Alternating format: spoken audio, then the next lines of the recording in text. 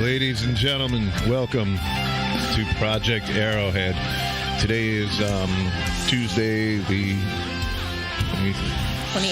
28th of January. Sorry, I've been a little out of it lately. Welcome to the show. I am your host, Jim Sackwitz, joined by Sarah Beer, and what's the guy's name on the council over there? Oh, yeah. Are you kidding me? Keith Much. Keith, what's you up? just even call me Munch. I called you Much. Much, thank you. Very much. Jesus. Just a reminder, Project Arrowhead is brought to you by the Lansdowne Pub, Mohegan Sun's #1 destination for great food and nightlife. Daily specials and great live music. Best food in the casino. That's the Lansdowne Pub, located in the Mohegan Sun. Upper level. Thursday nights, every Thursday night starting at 9:30, we have karaoke with JPO. And Fridays are hit or miss. Sometimes we'll have a band on Fridays, sometimes a DJ, sometimes just the regular house music. Saturday nights, you'll either have a band, or this Saturday night, once again, we have karaoke with JPO.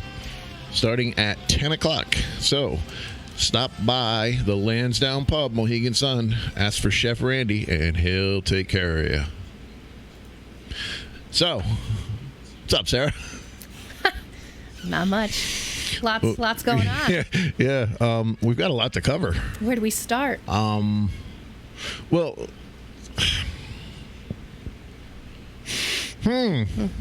Lots. Yeah, I was going to start with the coronavirus, but we'll wait until later. Okay. When we're going to have somebody, Sarah Dubbs from the Uncas Health District, call in. Susan Dubbs. So what did I say? Sarah Dubbs. I told you I'm not with it. I've been out of it for like the last week. Anyway, Susan Dubbs from the Uncas Health District is going to call in, and we'll go over some stuff that happened today that really didn't happen today, or you be the judge. Because right now, I really don't know. I don't think anybody knows. No. I think it's up for grabs right now. So, yesterday was Holocaust Remembrance Day. Yep. And that is definitely a day that we don't ever want to forget. And we think about all of those, all the survivors and the relatives of the survivors, and so forth. You guys are always in our prayers. And yesterday was also Victor, I'm not sure. yeah, I really can't tell right now, Victor. Since you asked, I would say yes. Yeah. Maybe. Yesterday, we had a tragic helicopter crash that took Sunday. the life. What's today? Oh, yeah, Sunday. Jesus Christ. Oh, my God.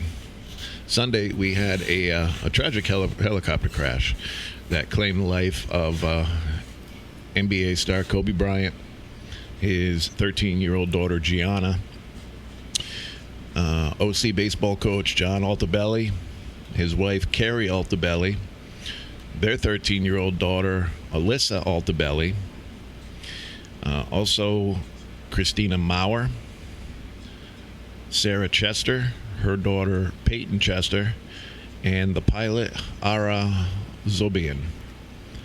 And they were all on their way to Gianna's basketball game.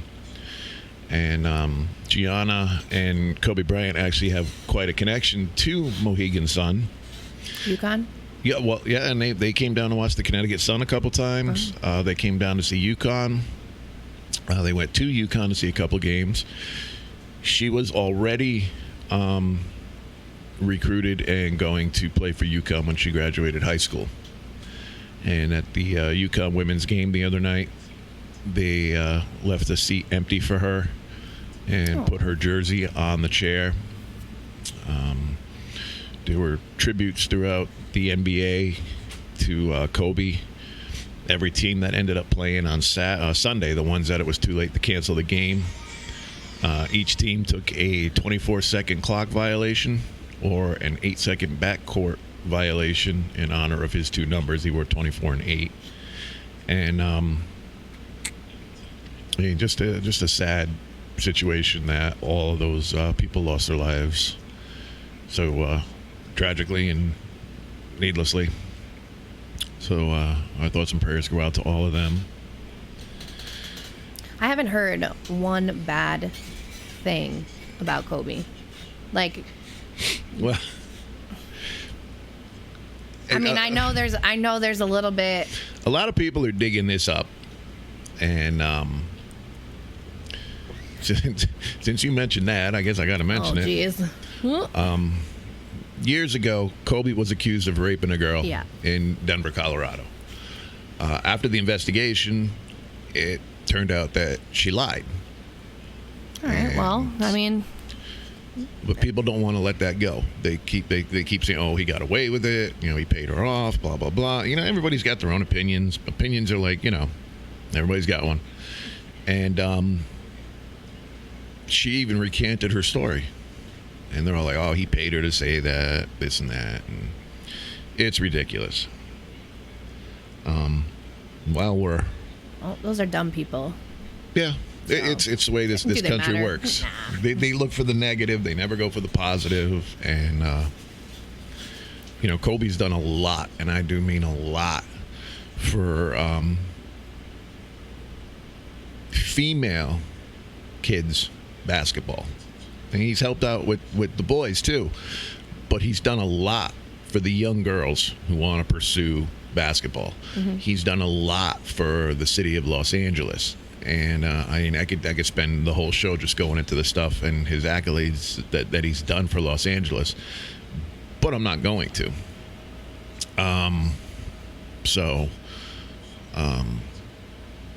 With keeping along the lines of tragedy, I guess, today, and this is hard to believe, today marks the 34th anniversary of the Space Shuttle Challenger exploding.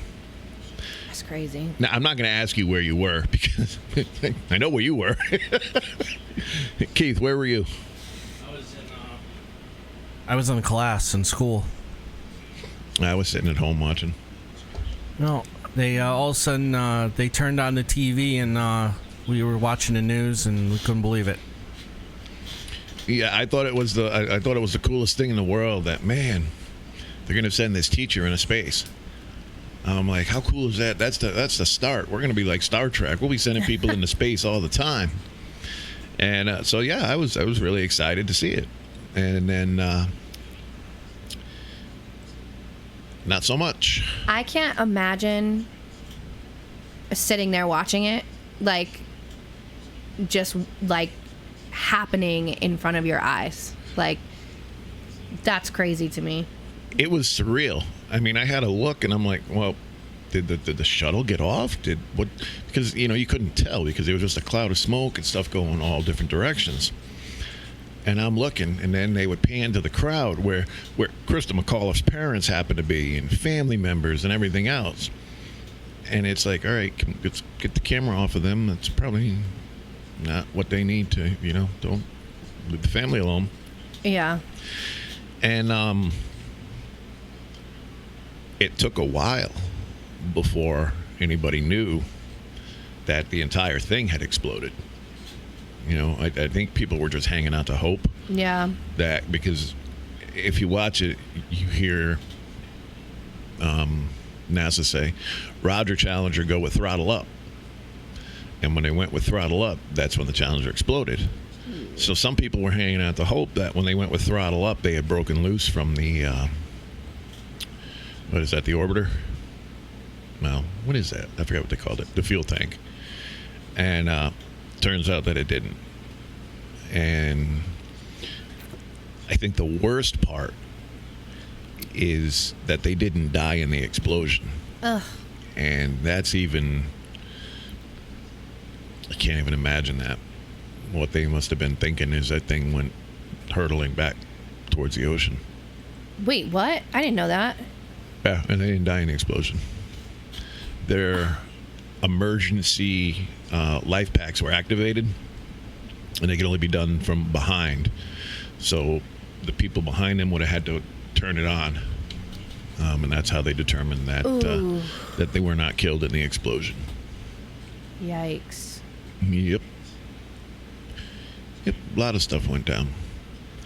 Also, for those of you living in the New England area, the Mashantucket tribe has offered a $5,000 reward for the information leading to the capture of Louis Senius of Norwich after he murdered his cousin Vinnie Sebastian in Rhode Island on Saturday night. It's believed that he's hiding somewhere in Ledyard, perhaps somewhere even on the Mashantucket Reservation. So if you're in the New England area or the southeastern Connecticut area and you have any information leading to the capture of this individual, contact the Mashantucket Police, the Mashantucket Anonymous Tip Line, or the State Police, and help the family get some justice. Like I said, he is armed and dangerous, so they said do not try to approach or apprehend yourself. And some people do, but don't. And let's help them bring this person to justice. So what do you got? Anything bright and cheery? Because I mean, not. She's got pretty purple hair. I got pretty purple hair. me too. Told y'all that I was gonna do that, so I'm really happy. I got a new car 2 weeks ago. So the day of our last show, my car broke down at Kohl's in Groton. I think it's Groton. I went shopping. My car was dead when I got out, and I was like, oh, I probably left my lights on. I don't know. So I get in my car. Doesn't start. I'm like, oh, great. Mind you guys, I was up at 4:30 that morning, and it was 7:30. And AAA wasn't going to be there until 9:21. So I was sitting there, and this is actually the funniest story. This is just a snippet of my life. It's about to be like 9:21, 9:30. And I see this truck circle the parking lot, and I'm like, oh, this has to be like AAA guy. He circles the parking lot twice, and he parks right next to me in a dead empty parking lot. So I get my AAA card out, I get my license out, and I walk to the back of my car as he's getting out of his truck, and I'm like, hey, doesn't say anything. Walks right past me. Who was not the AAA guy. Just happens to park next to me in an empty parking lot. So I just started cracking up as soon as I realized this. Like, I literally had this face like, oh, that's not the AAA guy. And then I just lost it in the parking lot. I probably looked like an insane person, cracking my head up. And then all of a sudden, the AAA guy does pull up. And I'm like, bro, you were like 2 minutes too late. I could have been murdered. And he laughed. And so, anyways, he jumped my car. Cool. Friday night, driving home, car dies on the highway. Literally right before I get off my exit. And first my seatbelt light comes on. And mind you guys, I know nothing about cars. So my seatbelt light comes on. And I'm like, oh, that's weird. Let me adjust myself. Maybe I'm not sitting right. So then it turns off. I'm like, all right, cool. Then my battery light turns on, and my brake light turns on, and ESC light turns on, and then all of a sudden everything turned on and then off. And I'm like, oh my god, oh my god, oh my god. And I guess my brakes did work, but I guess I wasn't pushing hard enough. So when I was getting off the exit, I'm like freaking out. I'm like, oh my god, this car needs to turn right because I can't stop my car. That's what she said. Oh my god. So I pull into the parking lot and my car dies. I can't push anymore, and I'm in the parking lot and I stop in front of 3 cars.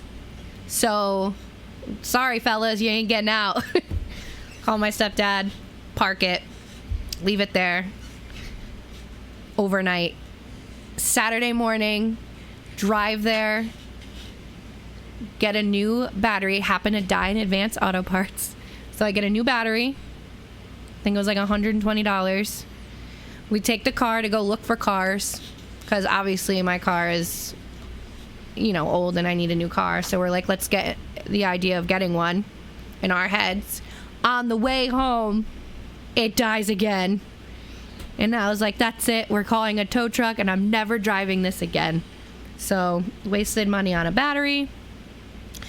And on Monday, I looked at another car, loved it, drove it home on Tuesday. So, nice.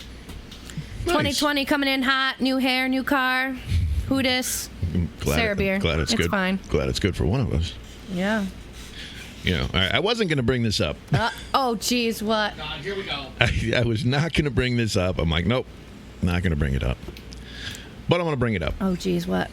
So, for those of you that don't know, the state of Connecticut is trying to pass legislation banning the use of Native American mascots and team names for schools. I just want to add, just before you continue, Yeah. what, there was no segue there. What just popped in your mind? Because it's an ongoing topic on the Montville Community Forum right now. That's so funny. All right. Now, this is my opinion and my opinion alone. As a Mohegan Indian, I have no problem with the name Montville Indians. They came to the tribe several times years ago asking if there was a problem. The tribe said, nope, not at all. They got rid of the Indian head, that similar to the Washington Redskins logo. They got rid of that. And they said, nah, that's we're not going to go with that. So they changed it to just an M. They took the Indian head off of the football uniforms, off the helmets, and they went with the two crossing arrows. So it's not like it's dishonorable. And Steve Jones, his aunt, actually helped design the yearbook and came up with the name Wallamalam, which means the written record. Everything that it encompasses in Montville High School is there to celebrate the traditions and the histories of the Mohegan tribe. There's nothing derogatory at all. I can understand, say, killing the red men. Okay, that's pushing it a little bit. Okay, or I'm trying to think of some of the other ones that they used as examples. Norwich Tech Warriors. Okay, I don't have a problem with warriors because warriors could mean anything. Yeah. The United States military's warriors. Chiefs. That was another one. The Chiefs. Okay. That could be so many different. You could take on different takes of warriors and chiefs, though. Right. So you Chiefs, you get rid of the Native American aspect of it, and you make it like a naval chief or a fire chief or something like that. Right. Okay. I think for the state of Connecticut to make it illegal, I think that's a little too much. I think that's going overboard. Would you call that like a violation of freedom of speech? Absolutely. Yes? Yeah. Okay. Absolutely. Well, like how you can't say fire. That's against the law. What? Like in a building, you can't, or is it like a school or something? You can't say fire. Oh Jesus! Yeah, if you're in a crowded building, you can't yell fire because Right. now you're inciting a panic. Yeah, that's not. Yeah, there's other words you can't yell either, especially in the casino. Well, yeah. But I'd like to know everybody's opinion on this because this has been a very touchy topic in the town of Montville. So if you want to call up, the number is 860-626-5193, or you can hit us up on Facebook Messenger. But I would like to know, especially if you're Native American, what your views and opinions are on the name, say, Mapple Indians. I feel like I don't have a right to like speak on that Why? because I'm not Native American. Okay. And I don't know. you're entitled to an opinion like everybody else. Right, but I don't know. You got to just this culture is so PC, and you know, I'm white. I can't have an opinion. I know that sounded. I just. Now, here's another thing. It's true though. It's true. They're like, well, how would you feel if they called it the Caucasians? I, I could care less. the whiteys. I wouldn't be mad about that. Hey, you know what? Let me start something called the White Entertainment Channel and see how that goes I over. don't- Okay, that may be crossing the line a little bit, but No, because I think Black Entertainment, was it BET? BT. Yep. I think that they should have a channel to celebrate themselves. Why not? Yeah, I don't think that's racist. as far as that goes, if you don't want to see it, don't watch don't it. watch it. There you go.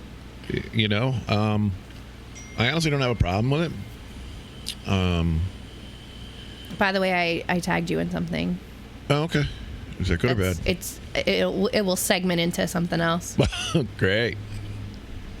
So, yeah, I'd like to get all of your opinions on the mascot / name change law proposed by the state of Connecticut. Now, let me also say, Montville High does not have a mascot.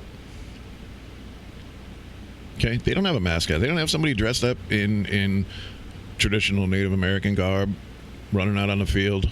They don't have a mascot. Period. No mascot. The name of the school is the Montville Indians. It has been that way for years. And this is actually causing a huge rift between the town and the tribe. Really? Oh, yeah. If you read the Montville Forum, oh, my God. However, most of the tribal members that I talk to, they don't have a problem with it. If anything, I think it would open up people's eyes to things. I mean, that's just my opinion. And then there's people from out of town, other towns and whatnot that are watching or that are commenting on it and talking about how derogatory it is. And I get tired of it, and I'll chime on there. I'm like, well, first of all, you don't live in this town. You've never gone to Montville High School. You don't know what the Montville Indians stands for. I'm like, you have no say in this matter. No, they're just trying to make it bigger than what it is. They're just trying to make it a bigger issue than it really is. And I agree. Pat, the number to call in is 860-626-5193. Pat will set the record straight. But yeah, I went to Montville High. And again, they did take the Indian head off of everything. They put the M, they put the clashing arrows. Okay. That was great. All right, then why don't they just leave it at that? It seems like they took the necessary steps to be a little less, I don't even want to call it racist, insensitive.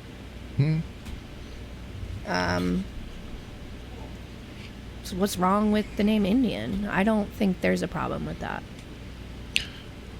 Some people take the word. Can they, is it because it's not Native American? Can they be the Montville Native Americans? That sounds silly, but I mean, the Montville natives?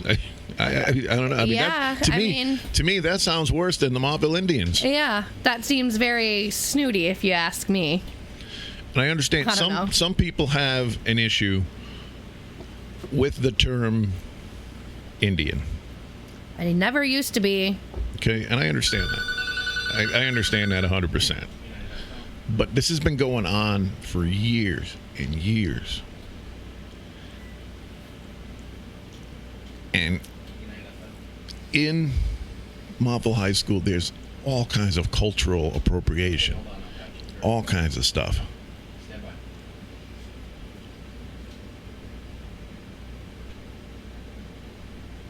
Waiting on our caller. Yeah. Why are you so quiet? We were waiting. We're waiting on our caller. Oh, well, I'll announce it when I'm ready to patch it through. Oh, well, jeez. Caller, you're on the air. Oh, all right. She doesn't know me. What's up? Never quit, Richardson. Patrick, what's up, buddy? Hey, What's hey, up, hey. brother? All right.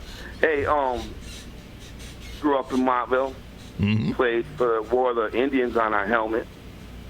I'm not Native American, but live in town. Grew up with Jimmy, who's Native American, and plenty of guys. As far as I know and felt, we had took pride in it. It's an Indian town. It's a tribal town. Go back again with Indians here. It's an Indian town.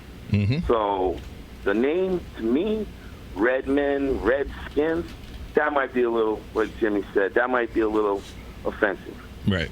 To me. As far as the white, real quick, going back to her, I don't know her name, but the white entertainment channel, or the guy who chimed in, the reason why you don't have a white entertainment channel, on a side note, and they have a black entertainment channel, because there was never anything showing people of color. So they started their own.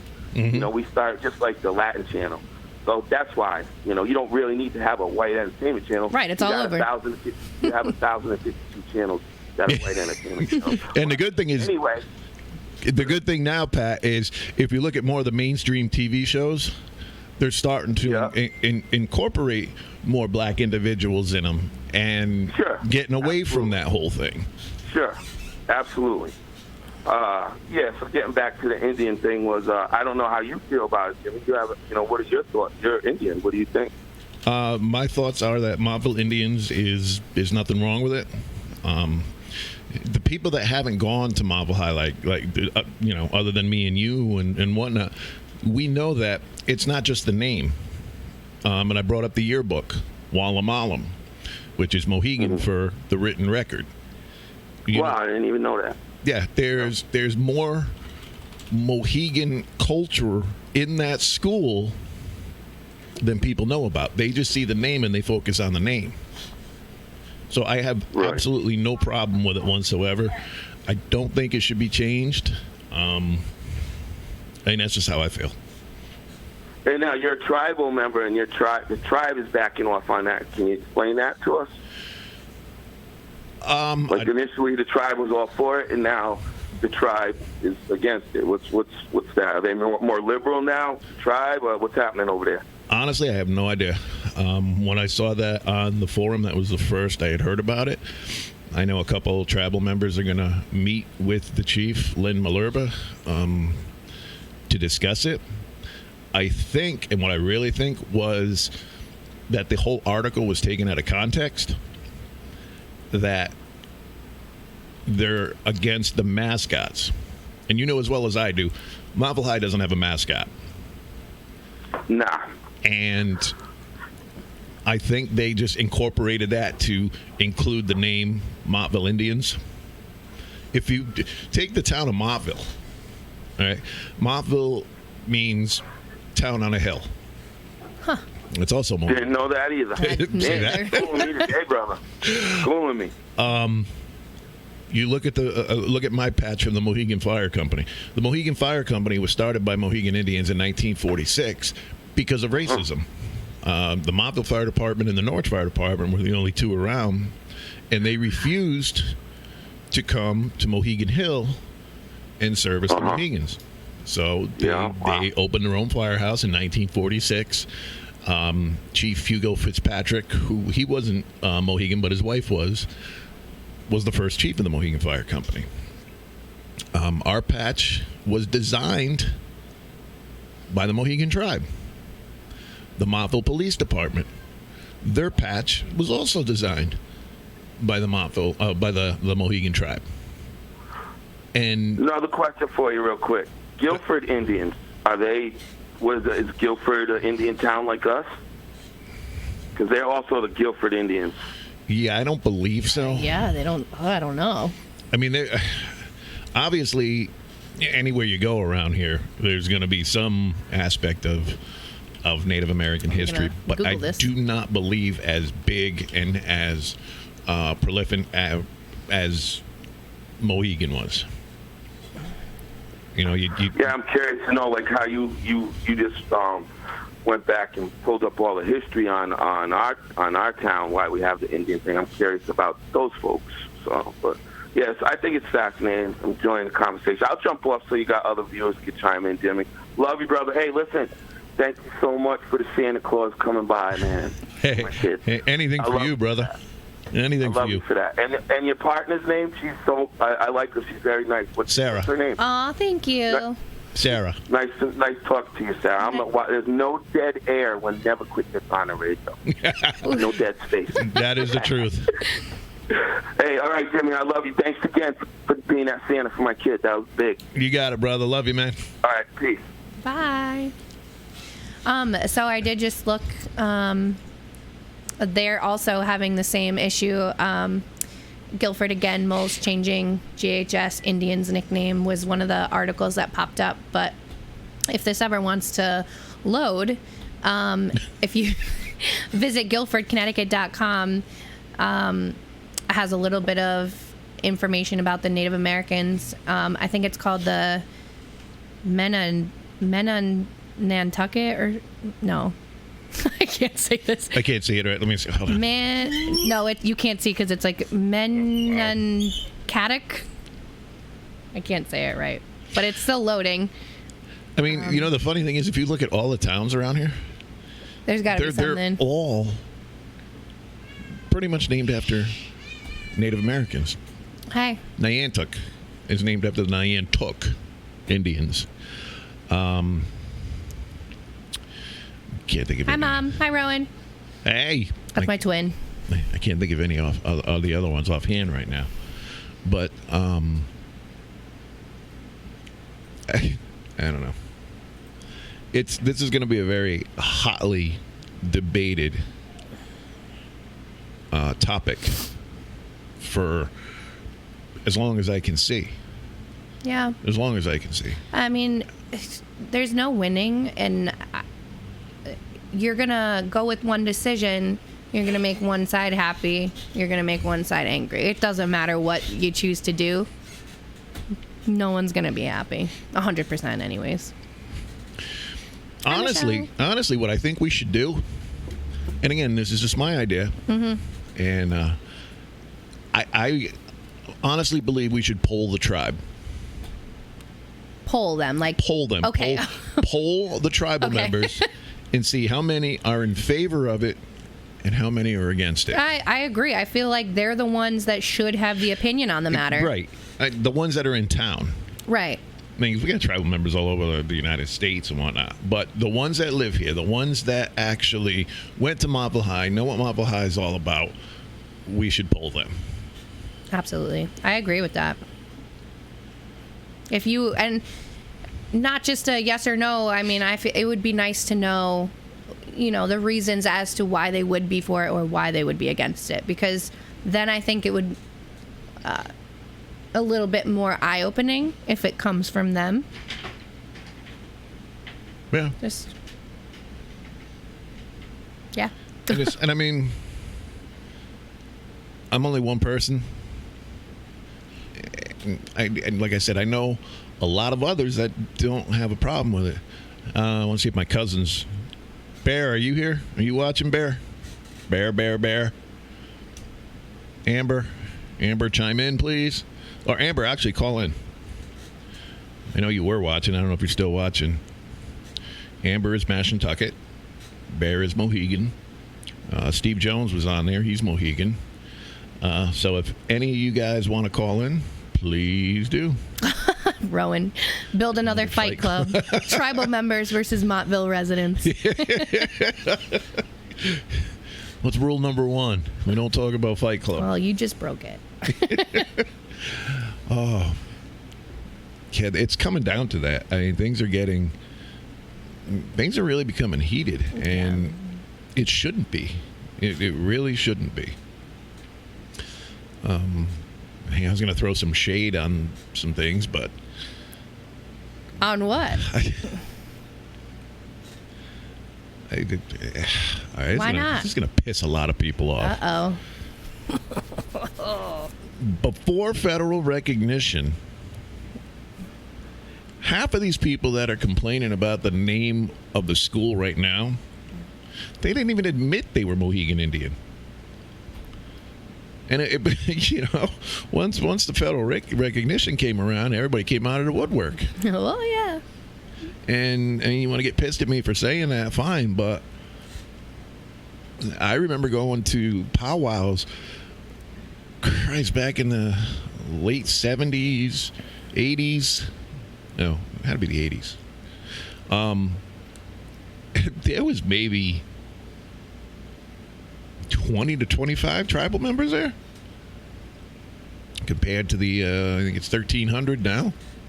Wow. Yeah. But again, this is just my opinion. All right, and I'm probably going to get hell for it, but at this point, I don't care. I mean, people need to know. People need to know. Speak your truth, man. I don't know. All right, I'm still waiting to hear everybody else's opinion on this. Pat Richardson, always a great conversation. Don't forget to look up Fish Fry.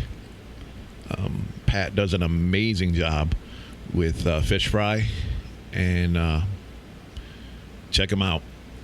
And Pat and I went to school together. We were both Montville Indians, both played football, and we're proud of it. Proud of it.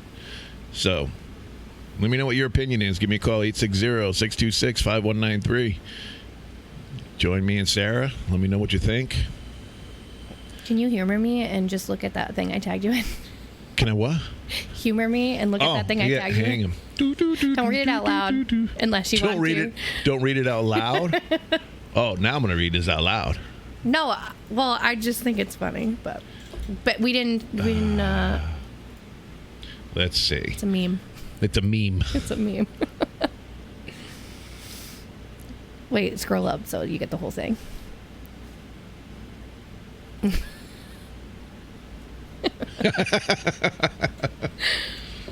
All right. It's bad. It's bad. All right. For those that don't know, and have been following this story about Foetus Doulos.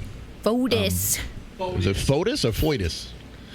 Coitus, Foetus, whatever the hell it is. Okay, douchebag Doulos. That sounds better. Innocent till guilty. Who was arrested for allegedly killing his wife. There we go. Him and his girlfriend. They were spotted dumping garbage bags over dozens of locations throughout Hartford. Blood was found. They had plenty of evidence. The only thing they didn't have is the body. So, anyway, he was out on bail, and that was about to get revoked today. So he decided to go in his garage, pop a hose in the car, and try to kill himself via carbon monoxide poisoning. Early reports were that he succeeded. And we got, there were notifications saying that Doulos pronounced dead. The lawyer had a press conference saying that he was pronounced dead. And then 20 minutes later, he's not dead. They managed to get a pulse back. Very faint pulse, but they got a pulse back. He was flown from UConn Medical Center to Bridgeport Hospital for the hyperbaric chamber, which is where they go for carbon monoxide poisoning. Chances are, even if he survives, he's probably without oxygen for quite a while. I don't know. We'll just have to wait and see. Like I said, they went from him being pronounced dead to all of a sudden he's got a heartbeat. So, news. Sarah sends me this meme. Now you guys are going to know what a horrible person I am. Actually, you know what? I'm not even going to what I'm going to do is I'm going to move this over and I'll show it to you. Oh, there we go. Wow. You can laugh or you can do whatever. You can tell me I'm a horrible person. It's fine. We need a little levity. Hi, Dad. All right. My whole fam's watching. Cool. So that means there's 4 people watching. My family ain't. I know. My don't brother's watching. My dad's watching. My mom's watching. So anyway, now you're up to date. They did a story on that. It was like on 2020 or one of those shows about the investigation and what was going on and everything. And I'm like, well, shouldn't they wait until they actually know something? And I did watch it, and the ending was just like I thought. Yeah. Nothing. We'll fill you in when we know. Yeah, Yeah. exactly. Nothing. I mean, obviously, it would be all over the news once they come out with something. Yeah, there's my buddy Kate Graves. If you never heard her sing, oh my God, are you missing out? So All right. we have to. Okay, we didn't talk about this last show. We have to talk about it this show because this blew my mind. About. Do you know where I'm going with this? I know where you're going. I was going to bring in the coronavirus first. No, I wanted to bring this up before the coronavirus because, y'all, my mind is blown. Okay. And I'm not here for this. There is a certain scented candle. Was it Gwyneth Paltrow? Yeah, Gwyneth Paltrow is selling her vagina scented. Her vagina? Oh, okay. Her vagina scented candle. Oh my God. But is it specifically the scent of her vagina? Hers. Yeah. I thought it was a joke. I, honest to God, thought it was a joke. And then I Googled it. It's not a joke. Gwyneth Paltrow is selling a candle that smells like her vagina. Great. Like, I want to know. I could see some sick perverts buying this candle, but I want to know, aside from the perverts, like, who would buy this candle? Because it ain't me, sis. It ain't me. So, I don't know how much Gwyneth Paltrow selling her vagina scented candle for. However, I'll help you out. We can market this Where you to going with save this? you to save you money. I'm going to come up with a generic one. Okay, I'm just going to take a can of tuna fish and attach a candle to the top of it. Oh my God. And we will I can't sell. even show my face on this show right now. We will sell the generic Gwyneth Paltrow candle for half the price. But you're laughing. It's a money. Oh my God! Your mom said they're selling for $200 on eBay. Oh okay, so for the generic one, I will charge $100. Yeah. We should interview her for the show. I'm scared. I would honestly be scared. I'm scared right now. God only knows what else she would come up with. I mean, I don't not like her, but But this that's is the a thing. little odd. Well, first of all, how conceited must you be to be like, wow, my vagina smells great. Let's make a candle. I mean, honestly, I don't know. Oh, that boggles my mind. I don't know what Rowan's talking about. Read the interesting story that Christine Cassidy just posted on Facebook. She had essentially been living the life of Beck from You for the past 6 years. Right. No, I know they're not the celebrity. So who is this person? Rowan, would you like to So, elaborate? if anybody has purchased one of these Gwyneth Paltrow candles, A, why? B, I want to know about it.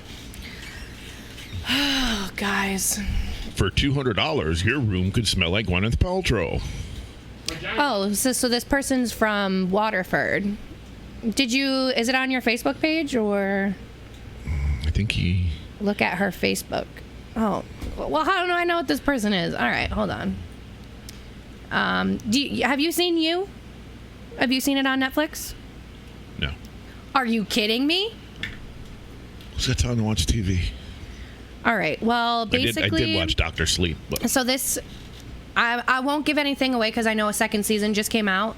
But there used to be, or the show is about a sociopath, and he stalks somebody in kind of like the name of love in his eyes, and the show is kind of twisted in a way where you kind of root for him, even though he's a sociopath and he murders people to get what he wants, which in the end is this girl. They're kind of like Dexter.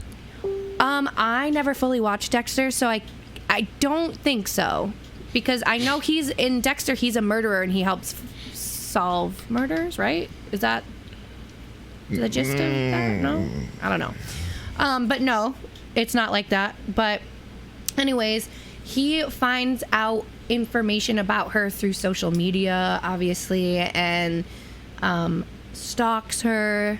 And apparently Rowan is saying that this person essentially lived her life. So now I'm looking at this person. And if this is like a novel, I don't really want to read it, but... Wow. I guess he used to work with her. Oh, now he mentioned me. You know what? I did watch the first couple episodes of that. He has this box in a basement of a bookstore. Yes. Yep.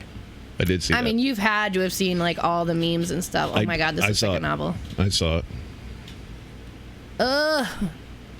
All right, to anyone who is confused by seeing a friend request from me, imagine every moment of your life over the course of the last 6 years. Now imagine unknowingly having a third party present, always watching and always listening, no matter how close or far they are to you. Disregarding 5 years of silence while engineering the right moment to reinsert themselves into your life. Imagine that once they do reinsert themselves into your life, they prey upon your vulnerabilities, your blind spots, and in doing so, they effectively isolate you from your loved ones, eviscerate meaningful relationships with friends and family, write death threats to anyone who is interested in being more than a friend to you, interfere with your career, and use people who thought to be your good friends to exact their plans for you. Sounds like a Lifetime movie, right? Except if your name is Christine Mary Cassidy, then this would be your life, because this is my life currently. I'm being electronically surveilled and stalked by a ghost in my wires. Despite what you may have thought or known prior to reading this post, Love Christine is not actually me, but instead it is my abuser. January 16th, 2019 is the last time I had access to that page, and the recent posts may have had you thinking I had resurfaced from my social media hiatus. They are not me. They are from my ghost, whose name is Alex Taylor. I assure you my life is far from glamorous or extraordinary. This is a degenerate whose sole purpose is posting as me as of late to incite fear and to perpetuate the psychological torture that comes with knowing nothing in your life is private any longer. We're going to have to have her on the show. Yeah, maybe. I like people watching as much as the next person, but this is completely different level of invasion of privacy. And despite having been served and slapped with a restraining order, this creep somehow continues to terrorize my life and the lives of those I love most without any accountability for his actions and the wreckage they've caused. Restraining orders don't mean anything. Yeah, I mean, we know that. Mm-hmm.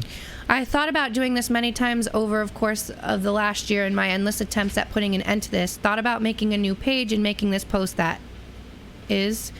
But over the course of the last year, I have encountered many who feel it is their job to impose their judgment and conclusions about whether or not the situation is real or possibly or actually happening to me. More times than I care to count, I have been met with doubters who openly scoff at the idea of my life being electronically surveilled and have alluded to my need for a straitjacket. For far too long, I have let the opinions of others dictate the moves I make until now, so let me be clear, I do not come to Facebook in search of confirmation, opinions of truths about my story, or absolution from anyone. That's between me and God. And just like my abuser, those who have lacked the sensitivity and seriousness of this situation continue to underestimate the following about me. 1, I'm intelligent and I believe in a lifelong learning. I will teach myself whatever I have in order to understand what has been happening to me and get help. 2, I will not lay back and take this quietly. 3, the very definition of privacy is choosing what you want to share from your life and its story, and with whom. I can assure you, never once did I agree to share my life or the lives of those I love and care for in this way, with the morally duralicit bag of skin. Okay, Anyways. I agree, Rowan. It definitely could be a chance to have her tell her story on the air. Yeah. Yeah. What's her name again? Christine. Yeah, Christine. Christine Cassidy is from. Oh, she's from Stamford. That's kind of a. That's a far drive. I thought it was Waterford. She don't have to come in. She can call. Yeah, she could call in. Have her message Jim or I. And we'll kind of figure out maybe. Well, I know Amber was watching. I'm waiting for Amber. Amber, I want to know your stance on the whole Montville Indian situation. I know you and I have talked about it, and like I said, I have no problem with the name, the school name. There's no mascot. There's nothing. It's tactfully done. So let me know. All right. So the scary news. Not really scary, but Dun, dun, dun. a report went around today that the coronavirus has come to Montville. Now, as far-fetched as this is not, a student from St. Bernard's High School was taken in for symptoms that could possibly be the coronavirus. Keyword possibly. Possibly. Not confirmed. Okay. This is a statement from the superintendent of schools in Montville. It says, "Dear parents, guardians, and staff, recent news reported that a Montville student is being checked for coronavirus. Do not refer to a student attending Montville Public Schools. The student attends St. Bernard's, does not ride our buses, and does not reside in Montville. Patrick McCormick of the Uncas Health District said that based upon the information he has about the student, he has no concerns. This afternoon, when I first heard of the news, I spoke with the headmaster at St. Bernard's, and he told me that there is no threat to St. Bernard's, and they are making no adjustments to their schedule. Headmaster Don Macrino stated that initial tests do not show the presence of coronavirus. We will continue to take precautions to prevent the spread of any viruses at the school. Best regards, Lori Palin, Superintendent, Montville Public Schools." So. Now, this is Chinese New Year. The casino is bringing in a whole bunch of people from over in China for their big Chinese New Year celebration, which I believe is going on all week long. It's been going on, I think it started this weekend, Sunday maybe. So, the chances are high. Not saying that they're definitely there, but they're higher than normal. So, what can we do to better prepare ourselves and prevention for catching the coronavirus? Well, gosh darn it. I know the perfect person. I do too, and I think we should have Susan Dubbs from the Uncas Health District call in. It's Dub, by the way. It's not plural. I'll be in I'm going to be looking for a new co-host. So if anybody, no, I'm just kidding. She's gotta get the name right. So that's the most important thing. Susan Dubb from the Uncas Health District. Call on in and talk to us about the coronavirus. Oh, speaking of weird music, while we wait, I randomly have the X-Files theme on my shuffle or Spotify. Mm-hmm. And I was on my way to work at like 6 this morning, and pitch black out, and all of a sudden, doo doo doo doo doo doo. It's so creepy. It only comes on when I'm driving in pitch black, never during the day. So okay, the phone's not ringing. I'll give her a swift text. The as we're Oh. maybe this is Sue calling about the coronavirus and how you can prevent it or try to. Here she is. Maybe. Could be another caller. Could be. Could be an alien. Could be the police. Hello, caller. You're Hello. live. Caller, you're on the air. Hi, this is Susan Dubb from the Yonkers Health District. Hey. Hi. Welcome back. Thank you. All right, so tell us, should we be worried or not? Okay, so I'm going to tell you that officially the State Department of Public Health put out a statement at 3 o'clock this afternoon that there were no people under investigation in New London County. Awesome. So, does that mean we shouldn't be paying attention to what's going on? So the answer to that is we absolutely should be paying attention to what's going on. However, since they have stopped transport out of China, and we now have, I believe, 20 or 22 airports in the U.S. monitoring travelers entering the country that have traveled from China and other immediately surrounding countries where they have found some coronavirus. The likelihood of an influx of a large number of people is fairly low at this point. However, there are people that are in the country right now, and I actually was checking the CDC website, and as of yesterday, there are 110 people under investigation, 5 positive tests, 32 are negative, with 73 pending. So, as they like to say in government circles, it's a fluid situation. Mm-hmm.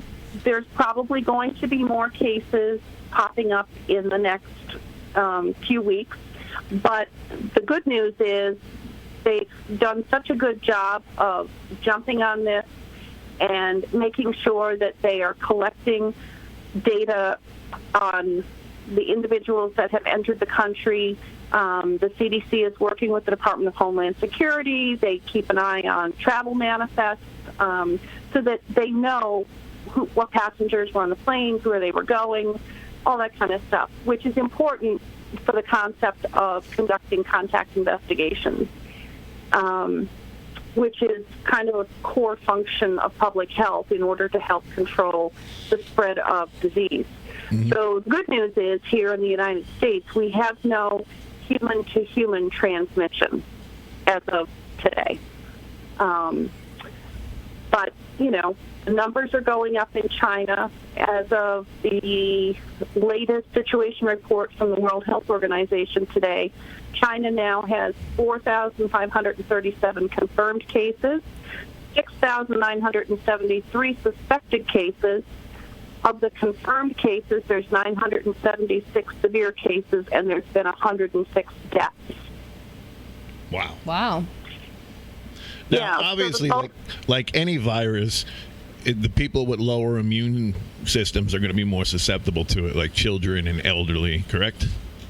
Absolutely. People with underlying medical conditions like heart disease, kidney disease, diabetes, just like with the flu. I mean, when you think about, we have a flu epidemic every single year, and nobody really bats an eye at it. But, you know, it's the same kind of concept. If you don't have a healthy immune system, which, you know, our very young population, our very older population are the ones on both ends of the spectrum that tend to have immune system issues. But the good news is that none of these cases to date have affected children or adolescents. They've all been, you know, middle-aged and older.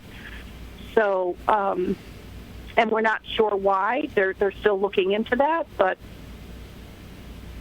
Well, you know, it's kind of odd to me as I was looking up the symptoms of it, and I mean, the symptoms seem pretty standard to everything else. So, right. I mean, I think the big thing that they're looking at is the fact that the coronavirus itself tends to settle more in the lower respiratory tract, so that's why they're seeing more cases of severe pneumonia versus the flu, which tends to settle more in the upper airways, but can lead to bacterial pneumonia. You know, if somebody's really got a lot of underlying things, they're not protected from the flu, with the flu vaccine. So, a fever, they develop what's called a case definition. And so in order to study something scientifically, you kind of need to have a recipe to follow. And if you think of the case definition as the recipe that determines whether something's a case or not a case, then that's how they can say definitively, this is the group of people that we're looking at. This is the bulk of the symptoms that we're noticing in most of the patients. They're looking for a syndrome or a collection of symptoms, and the biggest ones have been fever, cough, and severe respiratory distress. So they're narrowing it down. They're also looking at, obviously, here in countries outside of China, they're looking at a very extensive travel history. So if it was initially, if you had traveled to Wuhan, now it's if you've traveled to China. right. So as the situation evolves and they gather more information, the case definition may change slightly, especially when it comes to travel history and things like that. As the disease spreads to other countries, then obviously if the disease starts to kind of take off in other countries and there's human-to-human transmission in those countries, then those are going to be places that are probably going to have travel warnings. I have two questions for you. Number one, there was a report on the news the other day that this was brought about by some garbage that they were eating over there, like bats and stuff like that, reptiles. So traditionally, coronaviruses can be, and usually are, transmitted by small animals. Although, so the SARS virus that happened about 15 years ago was transmitted by something called a civet cat, which those cats are very common in Asia and Africa. Yep. The MERS-CoV virus, which is also another coronavirus, has been strongly linked to dromedary camels. This one, there was some initial concern that there was some live animal exposure in the market, but the more they looked at it, they saw fewer and fewer people that actually had a direct connection to the market. So they're not 100% that was the source. I know there was a lot of discussion about the market initially when this was coming out, because I've been following this since the very first report came out. And more and more, they're not leaning towards that. And the casinos around here and the areas around the casinos have a very, very big, very large Asian population. What, if anything, can we do to prevent ourselves from contracting any kind of it, the coronavirus, the flu? I'm sure it's all the same, but... So the number one thing that everyone can do is wash their hands. Right. We don't wash our hands nearly enough. The other thing, and these are what I call common sense, core public health measures. Washing your hands. If there's no soap and water available, use hand sanitizer. Cover your cough or sneeze. Do it, cough into your elbow. Don't cough into your hands. If you're coughing into a tissue, throw the tissue away, wash your hands, or sanitize. Stay away from people that look obviously sick. I mean, that's, again, I feel like common sense is the prevailing thing here. stay home when you're sick. Nobody wants what you have. Keep Amen. it at home, and get your flu shot. It's not too late. This is what's kind of complicating the issue, is that we're in the middle of a very widespread flu season right now. So people are developing respiratory symptoms. They are having high fevers. And so, it really leaves the defining thing to kind of separate the two is travel history or contact with somebody who did travel within a defined period of time. And it needs to be close contact. I mean, walking past somebody on the street, you're not going to catch coronavirus. But if you're sharing living space with somebody, if you are in close contact with somebody, you're sitting in a car together, you're riding on a bus together for a period of time, things like that, and depending on how close you are to the person who's sick, generally speaking, you want to stay 3 to 6 feet away from somebody who looks obviously sick. Mm-hmm. But just like the flu, the thing that they're finding out with the coronavirus is that people can be contagious before they actually develop symptoms. So for the flu, typically a person can be contagious anywhere from 48 to 72 hours before they actually start to have symptoms themselves. Wow. So you could be out in the grocery store standing right next to somebody who's, sharing their flu virus with you, but you wouldn't know it, and they don't know it because they haven't had symptoms yet. So that's why, keeping a healthy distance from people and washing your hands and just plain old respiratory etiquette. Unfortunately, the common sense seed does not grow in everybody's garden. No. I see constant affirmations of that on a daily basis. But, that's what we need to go back to, is go back to the basics. And we know that the number one way to stop transmission of disease is hand washing. Mm-hmm. If somebody has a travel history, they've come from an area where we know that this coronavirus is, then their responsibility is to isolate themselves, contact their healthcare provider, put a mask on before they go to seek medical care, and inform somebody right away, listen, I traveled to this area, or my family member traveled from that area and they've been in my house with me, or, we've been living in a dorm together, or we've been, I don't know, we're on a sports team together. I mean, it could be any number of reasons why they're in close contact with somebody. But, there's a responsibility of public health and healthcare workers to quickly recognize and isolate an individual who has a suspicion, and we should have a high index of suspicion if the person has recently traveled from China. But, on the other hand, the individual who presents with symptoms needs to do their due diligence to protect others. Mm-hmm.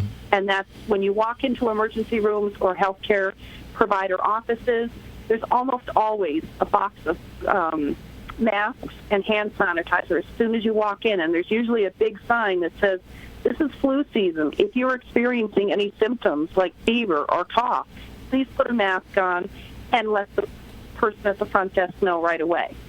Now, will a regular surgical mask prevent the transmission of the coronavirus?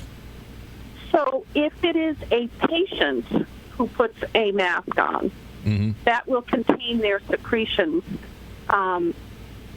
sufficiently to get them into an area where they can be more formally isolated. Mm-hmm. For healthcare workers, an N95 mask has been the recommendation. And for EMS workers, some of the guidance that had been out for SARS was that if you're doing aerosol generating procedures, so if you were doing CPR on somebody, if you are suctioning somebody, those types of things, giving a nebulizer to somebody that has a high index of suspicion, then the recommendation is eye protection in addition to the N95.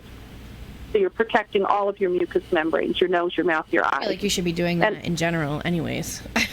Right. And you know what? Keep your hands away from your face. You have no idea how many times you touch your face in the run of a day. Whether you're rubbing your nose or your eyes are getting itchy and you rub your eyes, unless you're washing your hands regularly and you're touching your face, that's how we get germs from surfaces, high-touch areas. Think about every time you go to the gas pump or the ATM or you open a door at the convenience store. Handrails carts. When you're going down the escalators in shopping malls. I mean... The shopping carts. I see people sneezing all the time. Exactly. I want to bathe right now just thinking about all this.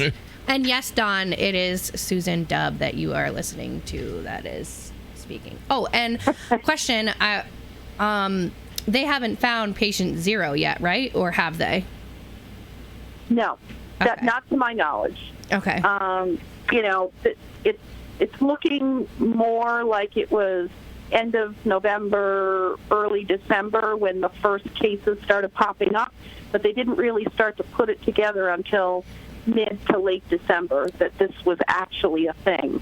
Right. And they started looking at all of the information, and the Chinese health officials notified the World Health Organization, and it just sort of took off from there. So, but the thing about that the general public doesn't realize is that public health is the silent protector when it comes to your general health.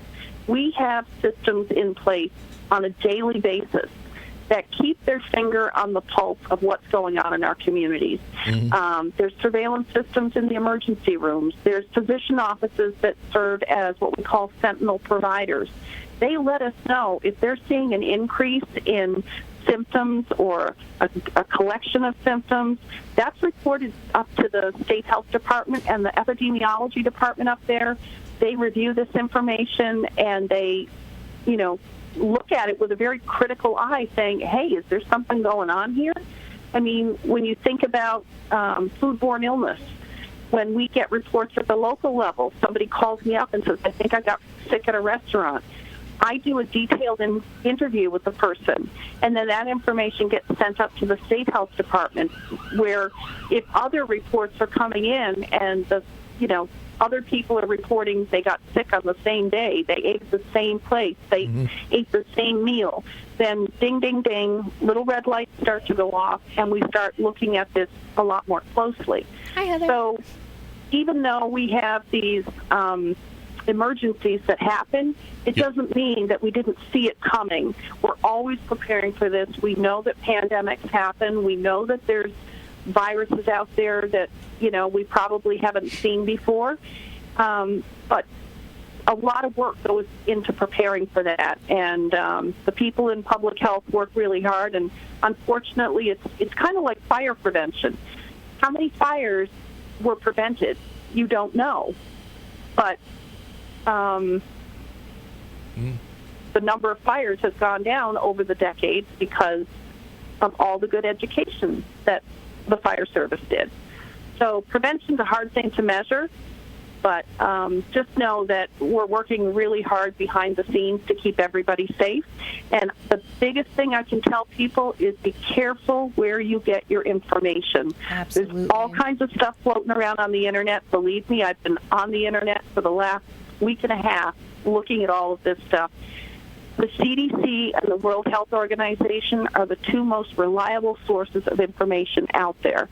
So if you want to keep yourself up to date about what's going on and understanding what you can do to protect yourself and others, those are the two places that you want to go. And when you go to the CDC website in particular, if you just type in www.cdc.gov, the first thing that hits you in the face when you open up their homepage is a giant banner about novel coronavirus. And there's so much information there. Nice. Now I got one last question for you. Sure. I got my flu shot. And, you did? Oh, I did. Yay. I did. So several. I'm so proud of you. Several people were like, "Why'd you get the flu shot? That only takes care of one strain of the flu, and it's not even the strain that's going around." What do you say to those people? Okay, so my answer to that Not to is school them. some protection is better than no protection, and a vaccine on the shelf provides zero protection. Right. And I would rather have some protection than no protection. And even if you do get the flu after having gotten the flu shot, your chances of being hospitalized and developing secondary complications because of the flu are significantly decreased. So that alone is worth getting the flu shot. Absolutely. You got anything else, Sarah? No. That was very informal. Right? Is that the word? Informative. When I said informal, I was like, wait, that doesn't sound right. It was very informative. It was informal, but it was informative. I'd like to hope that was both. Yes. Absolutely. That was fantastic. Thank you so much for calling in. I have one question. Uh-oh. Sure. There was a gas station in London selling chicken, and they had rat feces and stuff. Do you know about that case? No, I wouldn't have had anything to do with that one. That would have probably been Ledgely Health District. Oh, okay, my bad. But if you're okay. getting your chicken from a gas station, I feel like you deserve it. Come on. Come on. Well, a gas station in London got in big trouble. Yeah, I do remember reading about that in the paper. That was pretty gross. Was that recently? Yeah.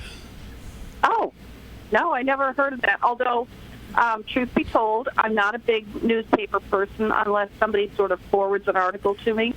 But, like I said, it would have been handled by Ledgely Health District because that's in their jurisdiction. But I'm sure they were all over it.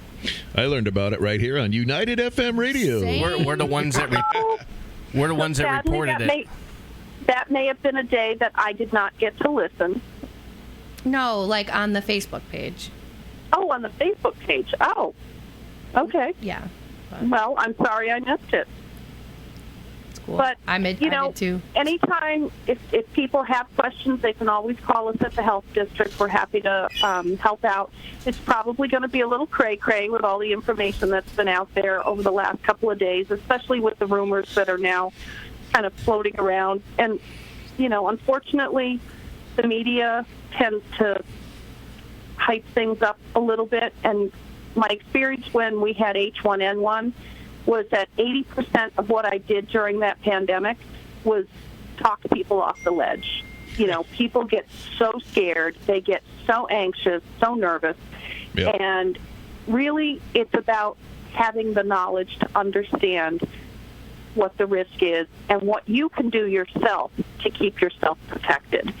So I just put that out there and say, okay, it's good to know what's going on, but if there's a CDC media briefing, watch that. That's where you're going to get the best information. The local stories that are going to pop up are going to be blown out of proportion, and let's face it, their job is to get people amped up and watching their show and looking for the latest, greatest. But sometimes that's a little irresponsible in my view, that this is a really serious matter and people need to know all of the facts, not just the ones that get people nervous and upset. Kind of like earlier when the news reported that Doulos had been pronounced dead, and then all of a sudden, a few seconds later, you hear that he's alive and with a faint pulse. Yeah. Yeah. Media needs to chill. Yeah. But, and I watched that happen. I actually was watching the news when they said he had died.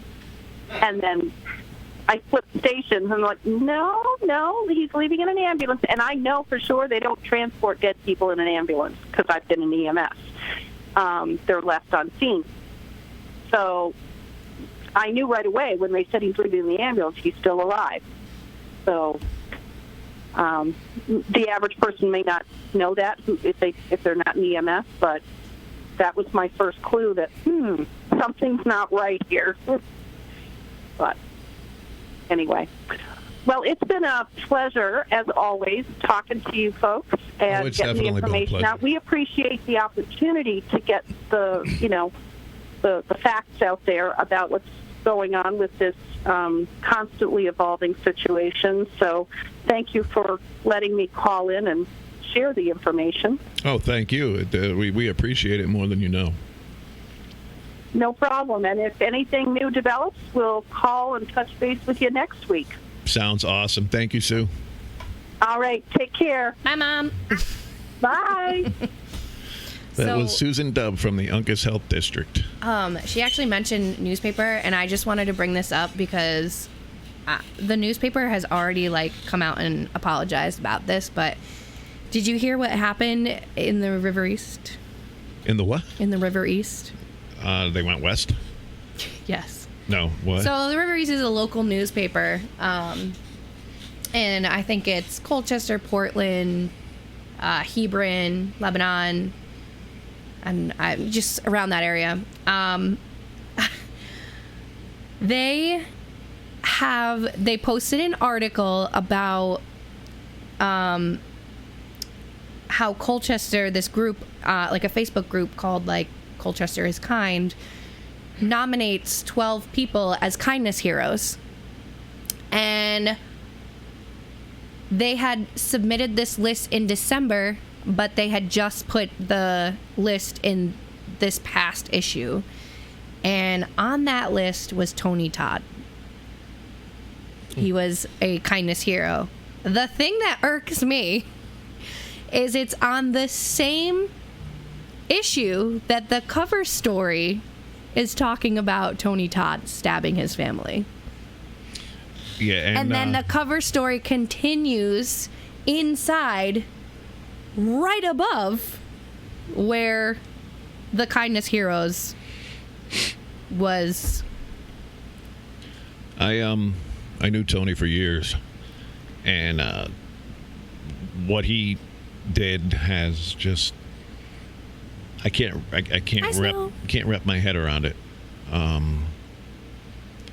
To stab your wife and your kids, and not just stab me, stab them in the abdomen, which takes, you don't die right away. It takes forever.